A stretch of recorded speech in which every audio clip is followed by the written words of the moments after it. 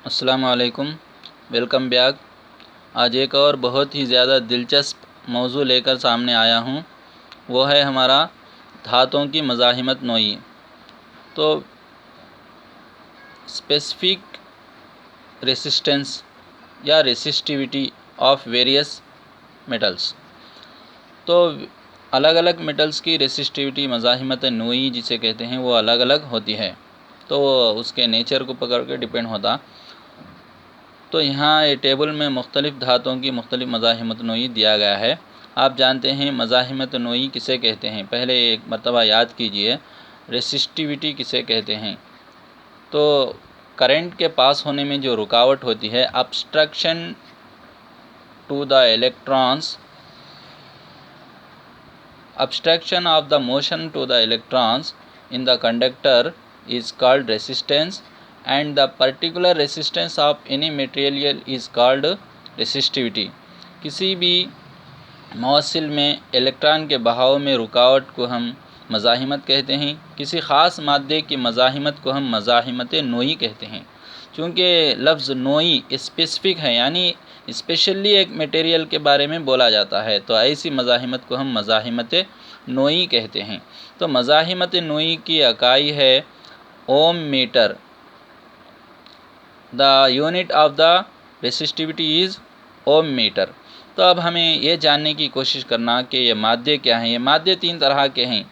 There are three types of materials which are, first one is conductors, second one is insulators, third one is semiconductors. यानी मवस्सिल, दूसरे हाजिज़ या गैर मवस्सिल, तीसरे नीम मवस्सिल। तीन तरह के होते हैं। और मज़ाहिमत नोई और करंट के गुज़रने में क्या रिश्ता है, ये जानना ज़रूरी है। ये पूरा टेबल इसी प्रिंसिपल के ऊपर डिपेंड है। तो इसमें क्या उसूल है, देखिए। धातें जिनकी मज़ाहिमत नोई कम होती है बेहतर मौसिल बर्क़ होते हैं। तो रेसिस्टिविटी जिनकी कम होती, low resistivity having metals allow to pass the current. Low resistivity metals are called good conductors. जिसकी रेसिस्टिविटी कम होती है वो अच्छे मौसिल बर्क़ होते हैं, यानी उनमें बर्क़ करंट अच्छी तरह गुज़रता है। आप गौर करो, इस टेबल में सबसे कम रेसिस्टिविटी किसकी है। सबसे कम रेसिस्टिविटी सिल्वर यानी चांदी की है, जो कि 1.59 इंटू 10⁻⁻8 ओम मीटर, इसको रो कहते हैं, 20 डिग्री सेल्सियस के ऊपर। तो सबसे कम चांदी की है, तो मतलब क्या है, सबसे ज़्यादा बर्क़ करंट, इलेक्ट्रिक करंट चांदी यानी सिल्वर में इजी से पास होता है। ये सब मटेरियल चांदी के बाद आते हैं। लेकिन आपको एक क्वेश्चन भी दिया गया है, क्यों हम तांबा इस्तेमाल करते हैं, कॉपर, हालांकि चांदी की रेसिस्टिविटी कम है।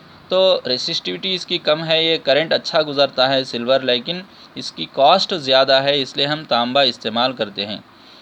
तो ये बात याद रखें। और सबसे ये बाकी के अक्सर मटेरियल्स में जो है, इनकी रेसिस्टिविटी ज़्यादा होने की वजह से इसमें से कम करंट भी गुज़रता है। आपको बता चुका हूँ कि कंडक्टर्स और सेमीकंडक्टर्स और इंसुलेटर तीन तरह के मटेरियल होते हैं। तो इसमें देखो, कंडक्टर जिसमें से करंट अच्छी तरह से गुज़रता है वो चांदी सिल्वर है, तांबा यानी कॉपर है, सोना यानी गोल्ड है, एलुमिनियम है, इसमें से भी ये भी गुड कंडक्टर है। कैल्शियम में भी करंट गुज़रता है, ये भी जो है कंडक्टर, मगर ये एक तरह का आम मेटल है। ये देखो, चूने को क्या कैल्शियम कहते हैं, तो इसमें हमें इसको कंडक्टर नहीं कह सकते।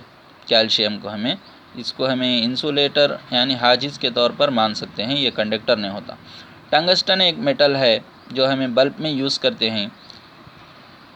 और जिंक एक मेटल है, निकल एक मेटल है, लोहा एक मेटल है, ये भी कंडक्टर है, निकल कंडक्टर है, जिंक कंडक्टर है। और सीसा लेड है, ये भी कंडक्टर है।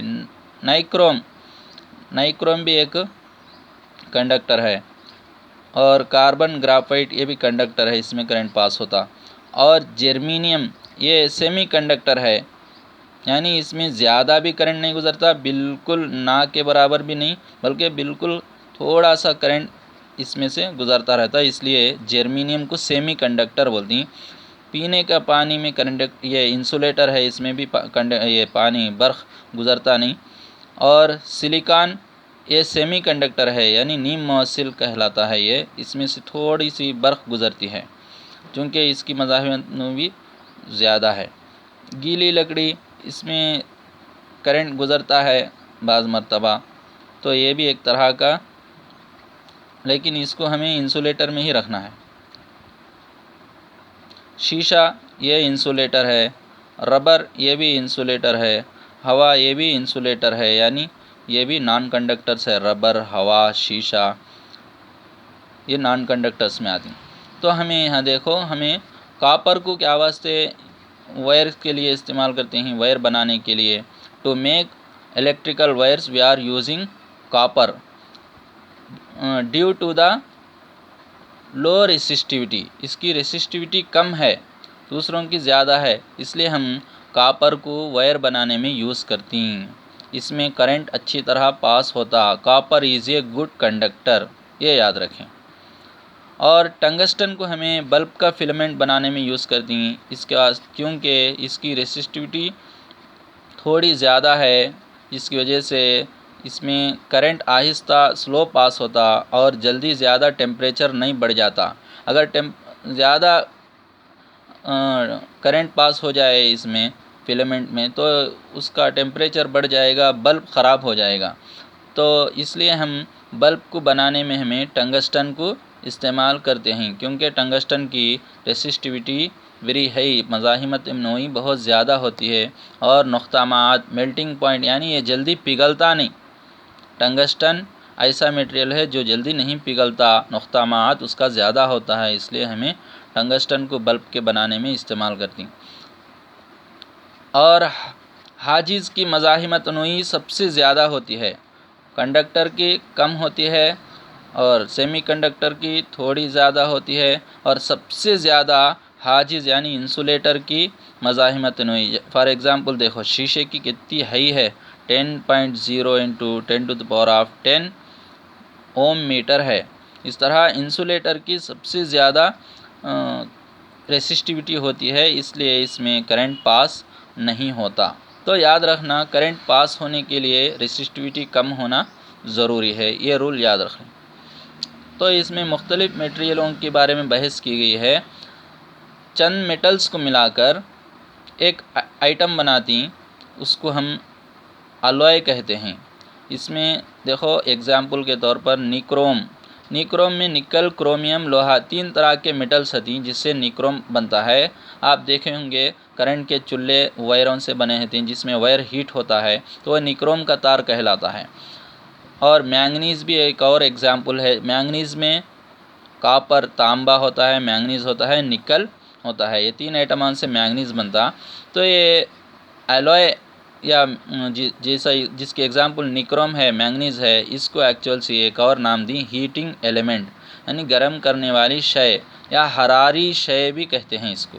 हीटिंग एलिमेंट, गर्म करने वाली शय के एग्ज़ाम्पल आपके लिए 2 एग्ज़ाम्पल है, निक्रोम है और मैंगनीज़ है। यहाँ टेबल में भी दिया गया है निक्रोम और मैंगनीज़ तो इसमें नहीं दिया गया है, लेकिन आप याद रख लें कि ये निक्रोम क्या है, हीटिंग एलिमेंट है।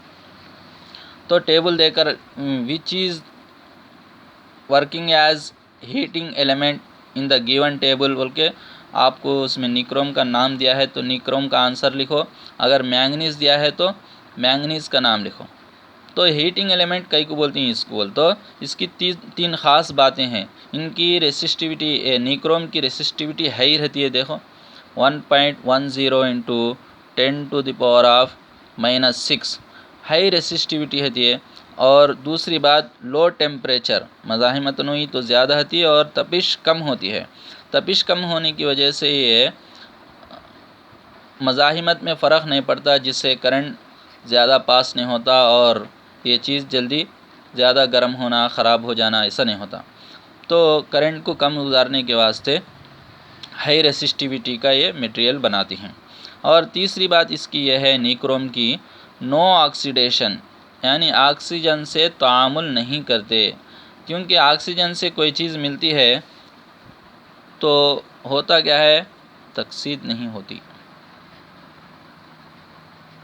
तकसीद नहीं होती। इसमें ऑक्सीजन से कोई चीज़ मिलती है तो वो जंग लग जाती है। तो ये निक्रोम वायर ऐसा होता है या मैंगनीज़ का मटेरियल ऐसा होता है कि इसको जंग नहीं लगता, इसलिए हमें ये निक्रोम को या मैंगनीज़ को हमें इस्त्री आयरन बनाने के वास्ते या टोस्टर बनाने के वास्ते, टोस्टर जो मशीन हमें ब्रेड के स्लाइस गर्म करने के वास्ते यूज़ करती हैं, वो टोस्टर मशीन में भी या आयरन में भी आपको निक्रोम का वायर या निक्रोम की भरत अलॉय इस्तेमाल करते हैं।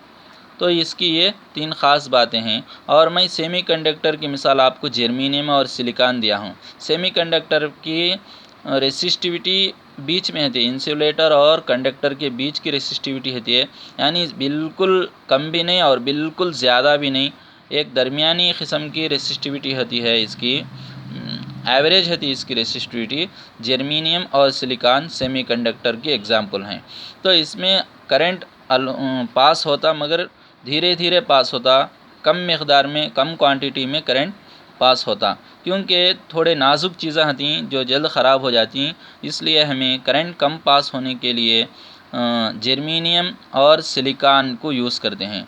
देखो, जर्मेनियम और सिलिकॉन को सेमीकंडक्टर्स कहते हैं। डायोड में, ट्रांजिस्टर में, आईसीस यानी इंटीग्रेटेड सर्किट्स को बनाने के वास्ते हमें, और तमाम इलेक्ट्रॉनिक आइटम्स जैसे कंप्यूटर है, टीवी है, मोबाइल फ़ोन, ये बिल्कुल नाजुक चीज़ें हैं इलेक्ट्रॉनिक आइटम्स, इसमें हमें डायोडा बनाने का रहता, ट्रांजिस्टर रखने का था।